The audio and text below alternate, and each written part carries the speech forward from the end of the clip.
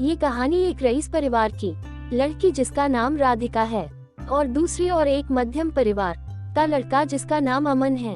दोनों एक दूसरे से बहुत अलग हैं, लेकिन क्या उन्हें एक दूसरे से प्यार हो पाएगा, चलिए जान लीजिए आप खुद ही। राधिका बचपन से एक आलीशान घर, गाड़ी और रहन सहन में पली बड़ी है। वही अमन बचपन से अपने परिवार को संघर्ष करता देख बड़े होते होते उससे अपनी जिम्मेदारी का एहसास होने लगा। ज्यादा पैसे न होने के कारण से वो ज्यादा पढ़ लिख ना सका। वही दूसरी और सब कुछ होने के बाद भी राधिका को पढ़ने लिखने का मन न होने के कारण पढ़ ना सकी। वक्त के साथ साथ दोनों बड़े हुए अपने अपने रहन सहन से। एक और अमन एक छोटे से कार कंपनी में काम करने लगा। वही दूसरी और राधिका अपने जिंदगी घूमने मस्ती में बिताने लगी।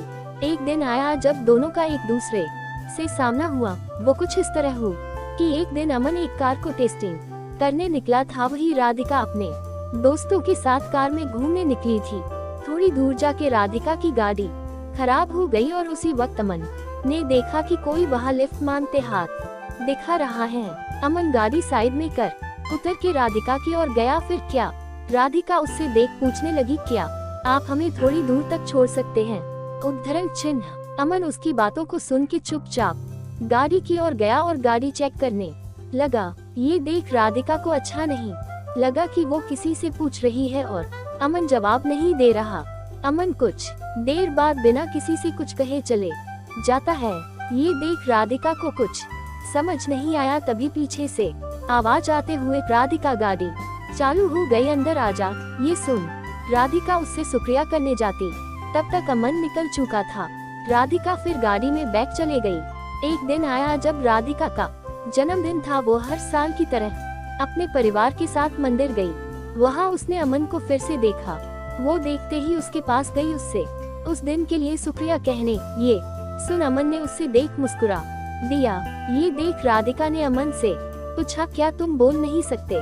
प्रश्नवाचक चिन्ह। उस दिन भी मैंने पूछा था, तब भी कुछ नहीं बोले। आज भी जब मैं खुद आई तुम्हारे पास तुम्हें शुक्रिया कहने, तो आज भी बस मुस्कुरा दिए और कुछ कहा नहीं। फिर अमन ने कहा कि मुझे देर हो रही थी, लेकिन मैंने वहाँ तुम्हें देखा कि तुम लिफ्ट मांग रहे थे, इसीलिए मैंने गाड़ी रोक के तुम्हारी गाड़ी ठीक करने चले आया।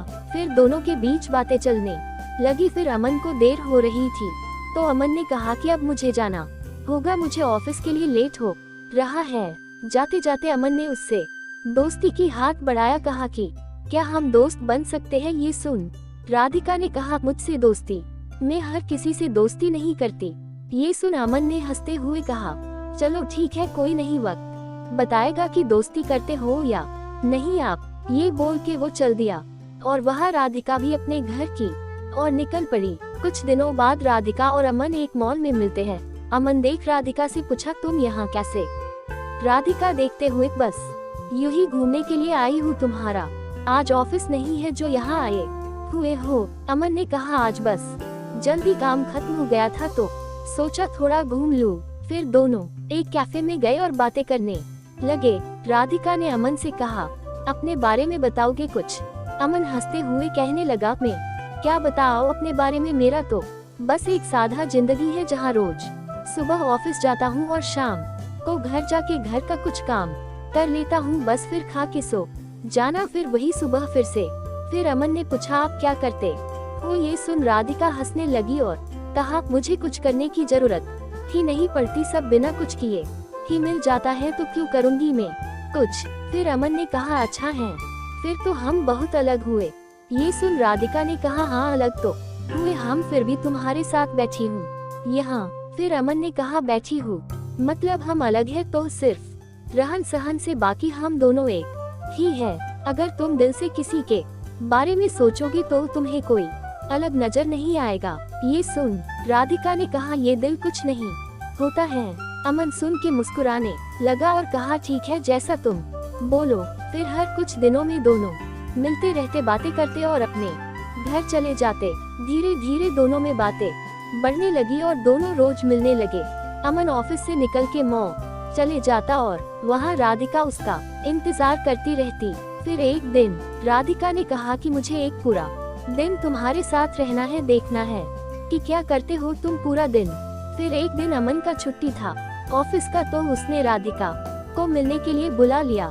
फिर अमन हमेशा की तरह पहले मंदिर गया, फिर वहाँ से आने के बाद मैदान गया जहाँ छोटे छोटे बच्चे खेल रहे थे, वहाँ अमन उनके साथ खेलने लगा। फिर कुछ देर बाद अमन वहाँ से आश्रम गया जहाँ वो हमेशा लोगों को खाना खिलाता, उनका कुछ देर देखभाल करता, फिर चले आता। फिर वहाँ से निकलने के बाद अपने घर आया और अपने माँ को बिठा के घर का बचा हुआ काम खत्म किया। फिर रात हो गई और उसने राधिका को घर छोड़ आया और कहा, ये रहता है मेरा छुट्टी का दिन और यही है मेरी आम जिंदगी, जहाँ जितना हो पता है उतना मैं करने की कोशिश करता हूँ। ये सुन राधिका बिना कुछ कहे चले गई और पूरी रात सोचते रही। ऐसे भी लोग होते हैं जहाँ अपना छोड़ दूसरे के बारे में इतना सोचते हैं, और एक में हूँ जो आज तक अपने माँ पापा की मदद तो दूर आज तक पूछा भी नहीं कि वो कैसे हैं, वो करते क्या है।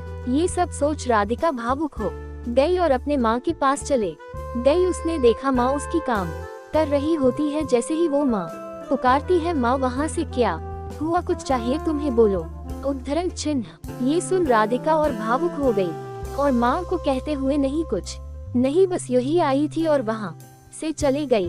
बस वो एक पल था जब राधिका को एहसास हुआ कि सच में दिल से सोचने वाले लोग होते हैं। फिर क्या मानो राधिका की दुनिया ही बदल गई। अगली सुबह वो पापा के पास गई और कहने लगी, आज से मैं भी आपके साथ ऑफिस जाऊंगी, मुझे भी आपके काम का बोझ उठाना है।